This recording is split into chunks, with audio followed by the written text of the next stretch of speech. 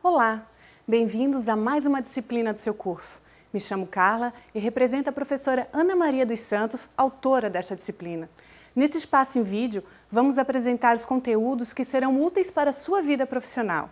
Esta disciplina vai abordar a exploração e produção do gás natural, que é parte fundamental do curso de pós-graduação em petróleo e gás. Os principais objetivos da exploração e produção de petróleo são descobrir novos campos, identificar o seu potencial, colocar em produção, enviar o petróleo e o gás natural para as refinarias e unidades de processamento de gás natural, a fim de que se obtenham os produtos adequados para suprir as necessidades da vida moderna. Você saberia dizer quais são as atividades que fazem parte da exploração e produção do petróleo e gás natural? Quais as áreas do saber envolvidas em todo o processo? Qual o custo envolvido? Muitas profissões possuem campo na área de exploração e produção de petróleo e gás. Dentre elas, podemos destacar todas as engenharias, a geologia, o direito, a arquitetura, a física, a geografia. Outras profissões foram se integrando como consequência da evolução da própria atividade e tornaram-se fundamentais, como a logística e a robótica.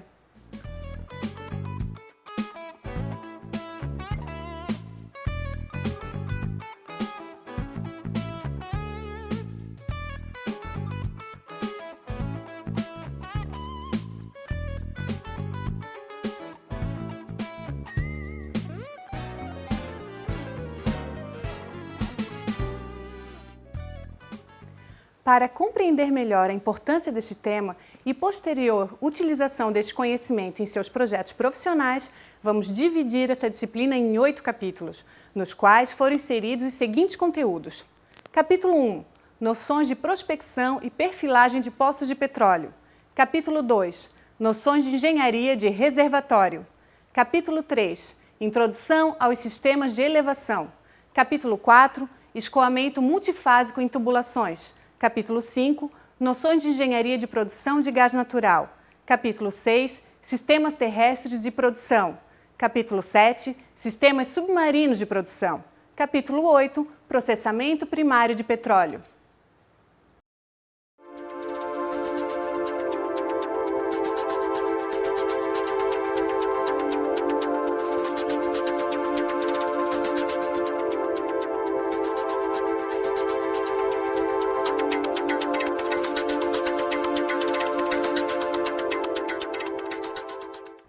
Quando se fala em prospecção, entende-se o conjunto de atividades que tem como objetivo principal localizar as formações geológicas que têm o potencial para acumulação de petróleo e o gás natural.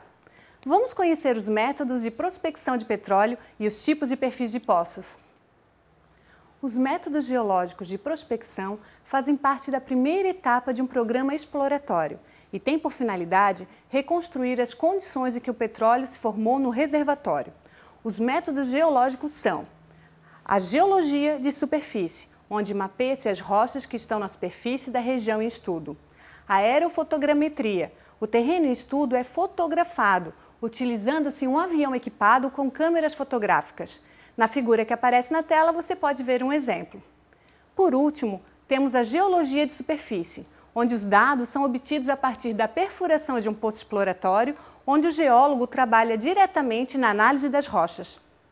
Os métodos potenciais são a gravimetria e a magnetometria. Eles têm como características usar as propriedades geofísicas da Terra. Na gravimetria, obtém-se informações utilizando-se a mediação de campo gravitacional da Terra. Na magnetometria, são medidas pequenas variações de campo magnético terrestre em função da distribuição irregular das rochas da superfície.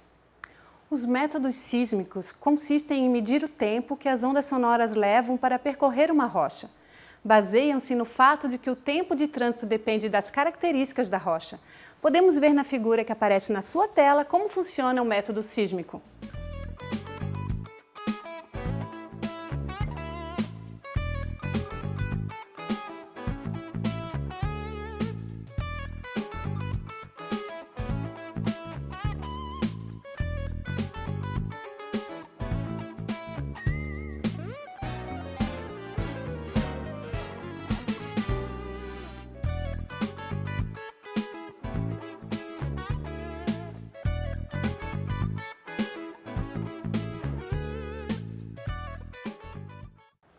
todos os métodos de prospecção podem ser usados em complemento uns em relação aos outros, para que se obtenha o melhor diagnóstico possível da formação geológica do poço. Chamamos perfil de um poço a imagem visual levantada a partir das características e propriedades das rochas perfuradas em relação à sua profundidade. A perfilagem tem como função o levantamento de perfis dos poços e a identificação de algumas propriedades das formações geológicas. As camadas do solo se assemelham às camadas de um bolo que apenas podem ser vistas quando cortamos uma fatia dele. Como não podemos partir o solo como fazemos com o bolo, torna-se necessário um equipamento, como o raio-x, aquele usado na medicina, que nos possibilita visualizar a formação através do poço perfurado. Na perfilagem, esse equipamento é a sonda e o resultado obtido são os perfis. Os perfis são obtidos através do deslocamento contínuo de uma sonda dentro do poço e são denominados genericamente de perfis elétricos. Os perfis elétricos se dividem em potencial espontâneo, raios gama, neutrônico, indução, sônico, densidade. Nesta figura, podemos analisar alguns perfis obtidos de um poço pioneiro. No topo da figura que aparece na sua tela, temos os tipos de perfis. As setas indicam o sentido de crescimento das características de cada um. Na lateral, estão representadas as profundidades do poço em metros. Os trechos coloridos de amarelo mostram a profundidade onde as condições são favoráveis para a existência do acúmulo de hidrocarbonetos. Podemos observar pela coincidência dos trechos coloridos que os perfis são complementares e confirmam o diagnóstico da possível existência de intervalos de interesse comercial para a produção.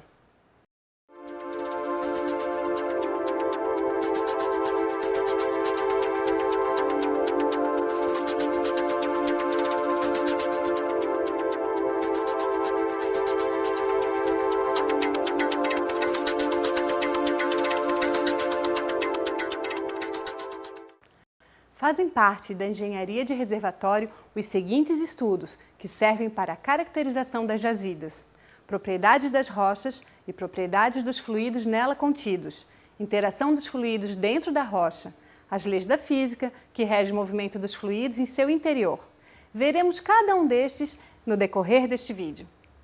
Na engenharia de reservatório, é fundamental o conhecimento das propriedades básicas das rochas e dos fluidos nela contidos. Estudaremos as seguintes propriedades das rochas: porosidade e permeabilidade. Quanto maior for a porosidade, maior é a capacidade que uma rocha possui de acumular fluidos. A permeabilidade é a medida da capacidade de se deixar atravessar por fluidos.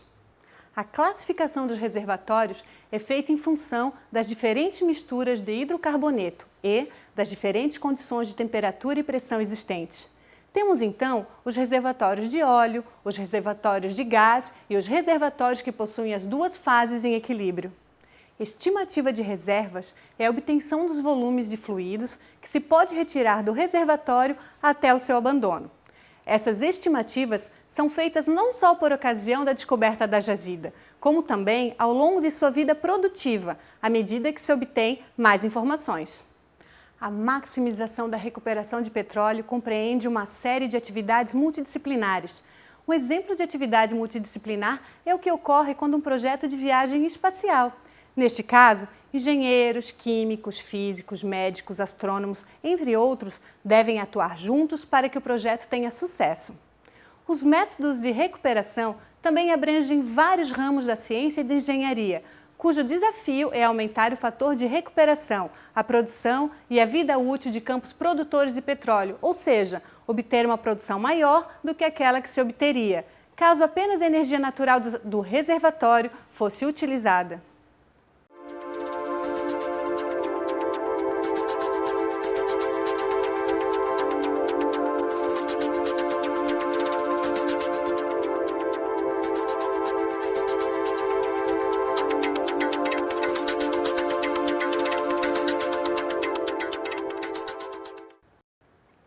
Para retirar os fluidos, óleo, gás e água, dos reservatórios, temos os métodos de elevação natural e artificial e uma nova tecnologia em elevação de petróleo, o método Core Flow.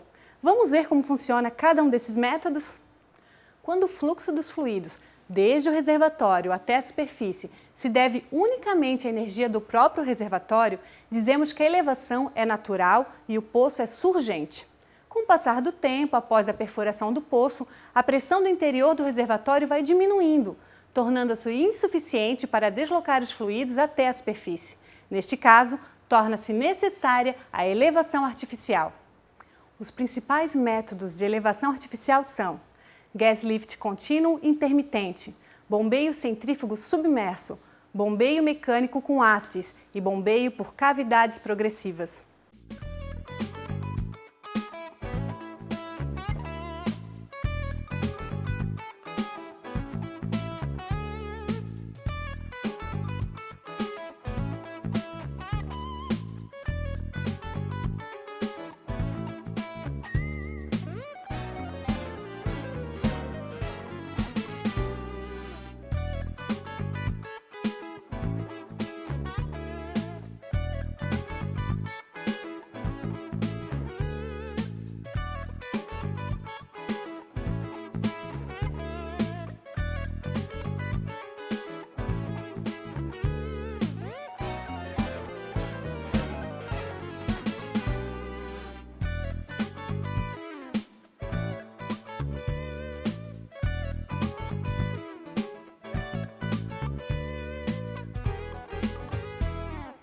O método Core Flow consiste em injetar pequenas quantidades de água na tubulação de óleo, estabelecendo um padrão de fluxo anular. Com este método, um fino anel de água lubrifica a tubulação onde está o óleo. O objetivo desta tecnologia é lubrificar o escoamento do óleo.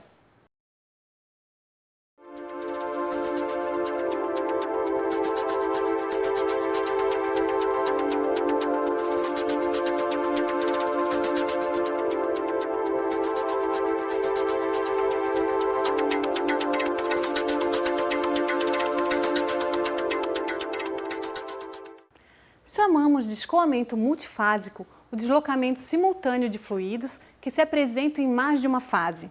Água e ar escoando através de uma tubulação, por exemplo, forma uma mistura bifásica com uma fase líquida e uma gasosa. O escoamento multifásico ocorre quando líquidos e gases escoam em uma tubulação gerando diferentes configurações geométricas, que são denominadas padrões de escoamento. O exemplo típico de escoamento multifásico gás líquido é o que acontece na tubulação que transporta os fluidos provenientes dos poços de petróleo. Neste caso, os fluidos são o gás natural e o petróleo. O primeiro fato que notamos a respeito do escoamento multifásico gás líquido é que os dois fluidos não escoam na mesma velocidade. No escoamento ascendente, como na coluna de produção de petróleo, e no horizontal, como nos oleodutos, o gás tende a adquirir velocidade mais alta que o líquido, trazendo consequências no comportamento da pressão sobre as tubulações. Quando uma mistura gás-líquido escoa em uma tubulação horizontal, pode-se identificar pelo menos 4 diferentes padrões de escoamento. Esses padrões são: segregado, apresenta fase líquida e gasosa, ocupando espaços bem definidos das tubulações. A fase líquida ocupa a parte inferior da tubulação e a parte gasosa a parte superior. Intermitente. Não há uma separação definida entre líquido e gás na tubulação. Anular. Neste escoamento, o líquido ocupa o espaço próximo às paredes da tubulação e o gás, o núcleo desta, como a forma de um anel. Bolha. Nesse escoamento, há um grande número de bolhas dispersas, de modo quase homogêneo, no líquido. Para que vocês possam visualizar como ocorre o escoamento em tubulações horizontais, assistam um vídeo do escoamento horizontal intermitente.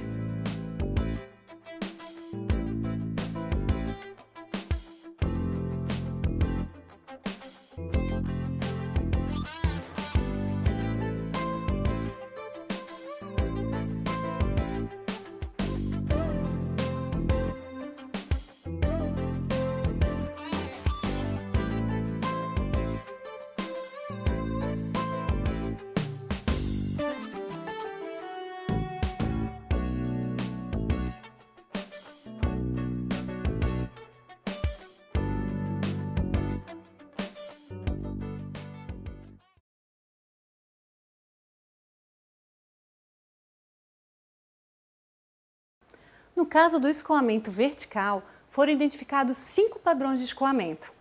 Bolha. Da mesma forma que ocorre no escoamento horizontal, a fase contínua predominante é a líquida.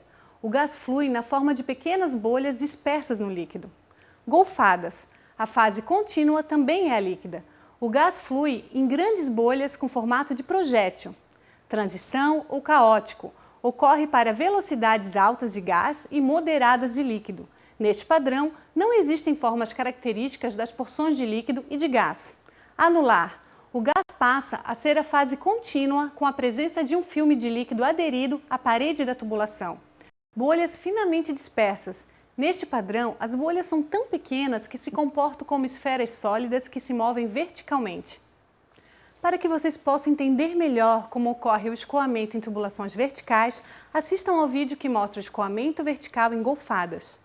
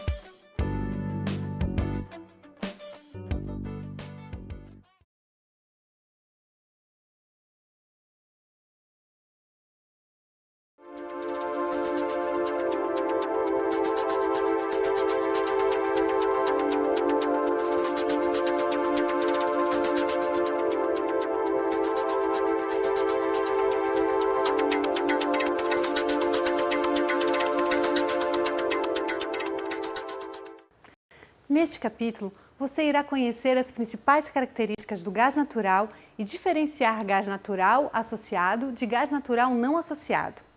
O gás natural é encontrado no subsolo, por acumulações em rochas porosas, isoladas do exterior por rochas impermeáveis.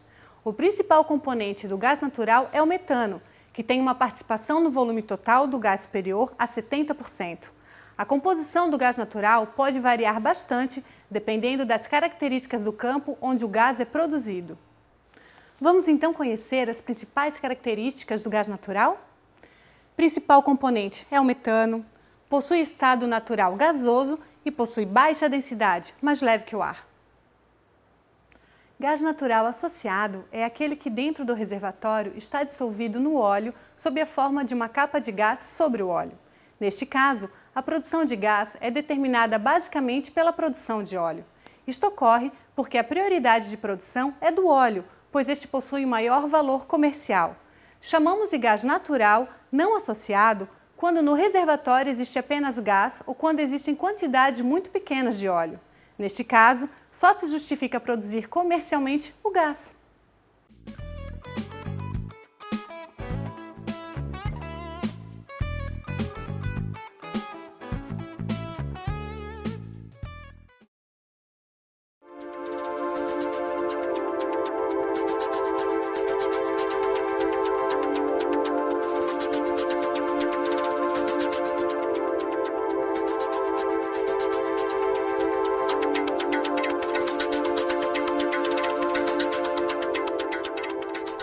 Você sabia que o petróleo já era conhecido na antiguidade devido às exudações e afloramentos frequentes no Oriente Médio? No Antigo Testamento é mencionado diversas vezes e estudos arqueológicos demonstram que foi utilizado há quase 6.000 anos.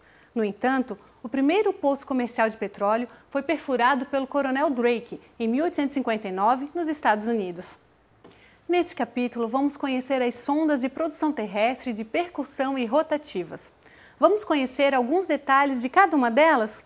Na sonda de percussão, a perfuração é feita golpeando a rocha, causando a sua fragmentação por esmagamento. Na sonda rotativa, a perfuração é realizada através dos movimentos de rotação de uma broca, comprimindo a rocha através de uma mesa rotativa, causando a sua fragmentação.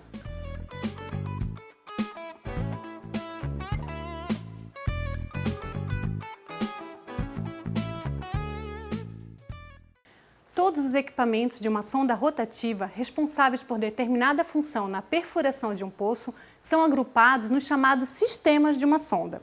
Os principais sistemas desse tipo de sonda são de sustentação de cargas, de geração e transmissão de energia, de movimentação de carga, de rotação, de circulação, de segurança do poço, de monitoração e o sistema de subsuperfície. Vocês imaginam como deve ser o funcionamento de uma sonda terrestre? Assistam ao vídeo.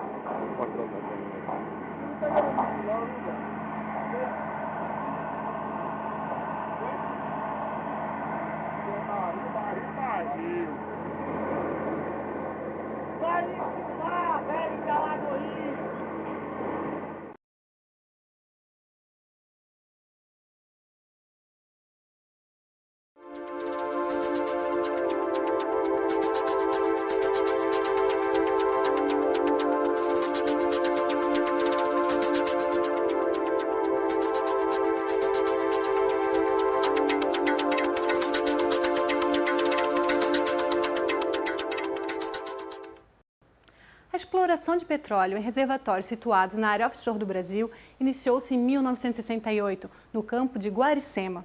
Este campo está localizado em lâmina d'água em cerca de 30 metros no estado de Sergipe. Grandes descobertas foram feitas recentemente na camada pré-sal, localizada entre os estados de Santa Catarina e Espírito Santo. O petróleo encontrado possui características de um petróleo de alta qualidade e, consequentemente, de alto valor no mercado. Plataformas marítimas de petróleo são grandes estruturas metálicas utilizadas tanto na perfuração de poços no leito do oceano, como na extração de petróleo e ou gás natural em alto mar. Essas estruturas são capazes de abrigar os trabalhadores e as máquinas necessárias para essas atividades, processando os fluidos extraídos, processamento primário.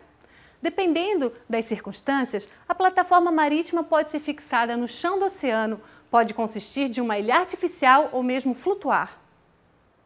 Novas tecnologias para exploração e produção marítima que apontam para o uso de raízes flexíveis com mais de 3.000 metros de comprimento, utilizando em sua estrutura metal e fibra de carbono ou materiais plásticos avançados. Outra tendência de evolução verifica-se nas árvores de Natal, que hoje são hidráulicas e cuja tendência é que passem a operar com sistemas totalmente elétricos. Como será a instalação de uma árvore de Natal no leito submarino? Assistam o vídeo com a apresentação da instalação de uma árvore de Natal hidráulica no leito submarino.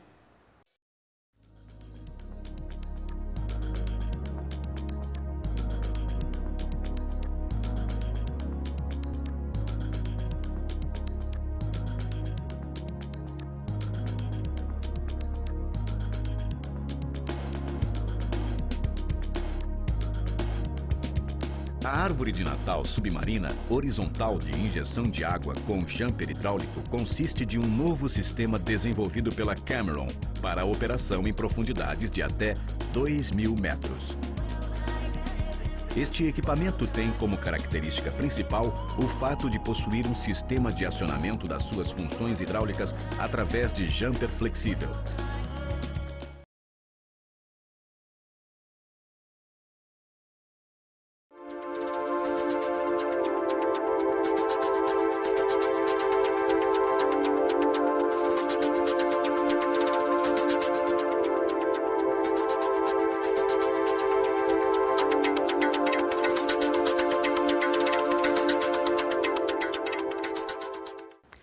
A produção do petróleo é normalmente acompanhada da produção de água, gases e sedimentos que devem ser removidos e dispostos de forma adequada.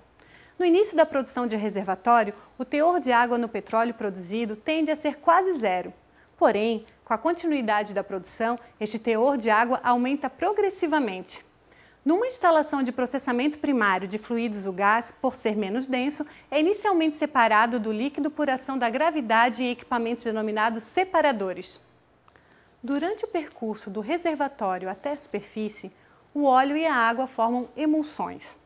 A desestabilização de uma emulsão é realizada pela ação do calor, ação da eletricidade ou a utilização de desemulsificantes. Estas técnicas têm como objetivo o enfraquecimento ou rompimento da película que circunda as gotículas de água. Esse enfraquecimento favorece as condições para que ocorra a coagulação ou posterior sedimentação por ação gravitacional. A partir de então, conseguimos retirar a água do óleo. O gás natural pode ser consumido na própria unidade de produção ou enviado para processamento e posterior uso comercial. Na unidade de produção, é utilizado no sistema de elevação artificial, como gás injeção ou gás lift, no sistema de recuperação secundária e como combustível na geração de energia elétrica, além da alimentação de fornos e caldeiras. Para que o gás seja comercializado, é necessário que sejam removidas impurezas nele presentes. O tratamento da água tem como objetivo a diminuição do teor de óleo e gás e a redução da salinidade. Após o tratamento, a água estará atendendo às especificações ambientais, podendo ser descartada ou reinjetada nos poços no sistema de recuperação secundária. É isso, pessoal. Iniciem os trabalhos e sucesso!